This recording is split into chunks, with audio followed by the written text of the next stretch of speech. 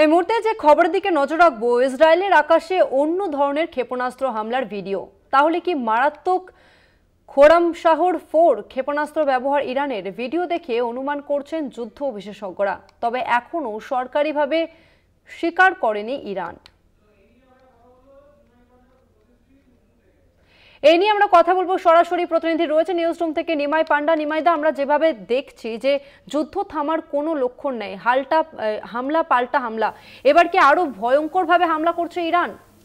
দেখো, এখানে কিন্তু তসমিনা তোমাকে বলে রাখি যে এই যে খোরামশাহর 4 এই ক্ষেপণাস্ত্র হচ্ছে উন্নত মানের এবং মারাত্মক ধ্বংসাত্মক ক্ষেপণাস্ত্র। এবং যে ভিডিওটি এখন সমাজ মাধ্যমে দেখা যাচ্ছে, সেই ভিডিওতে দেখা যাচ্ছে যে তেল আবিবের ওপর একটি মিসাইল, সেটা দেখা যাচ্ছে যে সেটা স্পাইরাল, মানে এঁকে বেঁকে আকাশে চলছে। এই ধরনের মিসাইল যদি চলে তাহলে সেটা খোরামশাহর 4 এই ক্ষেপণাস্ত্র পক্ষে সম্ভব।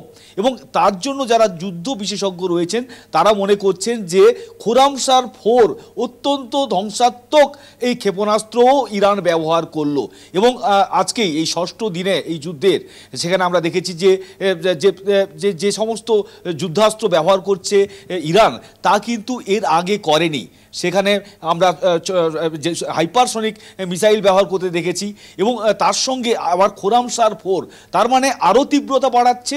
এবং শুধু তাই নয়, এর সঙ্গে সারা বিশ্বকে এই বার্তা ইরান দিতে চাইছে যে তারা পিছু হটবে না, শুধু নয় তারা আরও মারাত্মক যুদ্ধাস্ত্র, যা বিভিন্ন যে এয়ার ডিফেন্স সিস্টেম রয়েছে উন্নত দেশের, যে আমেরিকান থ্রেট রয়েছে, বা ইতিমধ্যে ছারখার করে দিয়েছে যে আয়রন ডোম ইসরায়েলের যে অ্যান্টি এয়ার ডিফেন্স সিস্টেমের বিরুদ্ধে, সেই জায়গায় দাঁড়িয়ে এই খোরামশাহর 4 এর আক্রমণ থেকে বাঁচতে পারেনি ইসরায়েল। যদি এই ছবিটা যদি পরবর্তীকালে স্বীকার করে ইরান, কারণ এর আগে যে হাইপারসনিক যে মিসাইল ব্যবহার করেছে তারা, সেটা স্বীকার করা হয় অফিসিয়ালি।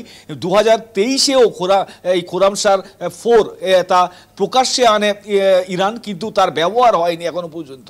বলে আজকের এই যে আকাশে এঁকে বেঁকে চলার কারণ, এই খোরামশাহর 4 একবার লঞ্চ করলে তা সাইবার যদি কোনো হামলা হয় তার বিরুদ্ধেও লড়তে সম্ভব।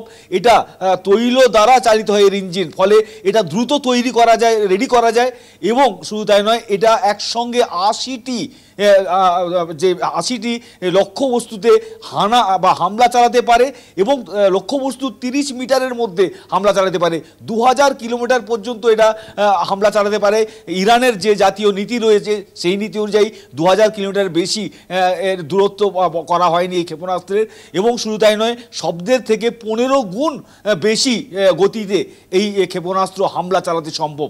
ফলে এই জায়গায় দাঁড়িয়ে যে আমরা যে ভিডিও দেখতে পাচ্ছি, বা এই ভিডিওটি যেটা প্রকাশ্যে এসেছে, তাতে কিন্তু খোরামশাহর 4 এটা ব্যবহার করলো কিনা তা নিয়ে প্রশ্ন উঠছে। এবং অনেকের যারা যুদ্ধ বিশেষজ্ঞ তারা অনুমান করছেন যে আরও উন্নত, আরও বিধ্বংসী ক্ষেপণাস্ত্র ব্যবহার করে ইরান কার্যত সারা পৃথিবীকে বার্তা দিচ্ছে যে তারা কিন্তু এই যুদ্ধে পিছিয়ে নয়, চোখে চোখ রেখে শুধু নয়, একবারে এমন হানা দিতে পারে যাতে করে বড় বড় দেশের যে এয়ার ডিফেন্স সিস্টেম রয়েছে তাকে তছনছ করে হামলা চালাতে পারে। ইসরায়েলে এই হানা হয়েছে বলে আপাতত অনুমান করা হচ্ছে, প্রশ্ন উঠছে যে এটা কি খোরামশাহর 4 কিনা।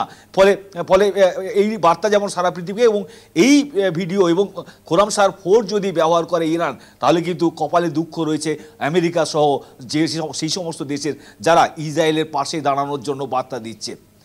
ধন্যবাদ তোমাকে নিমাইদা। আরো একবার জানিয়ে রাখবো, ইসরায়েলের আকাশে অন্য ধরনের ক্ষেপণাস্ত্র হামলার ভিডিও প্রকাশ্যে এসেছে। তাহলে কি মারাত্মক খোরামশাহর 4 ক্ষেপণাস্ত্র ব্যবহার ইরানের? ভিডিও দেখে অনুমান করছেন যুদ্ধ বিশেষজ্ঞরা, তবে এখনও সরকারিভাবে স্বীকার করেনি ইরান।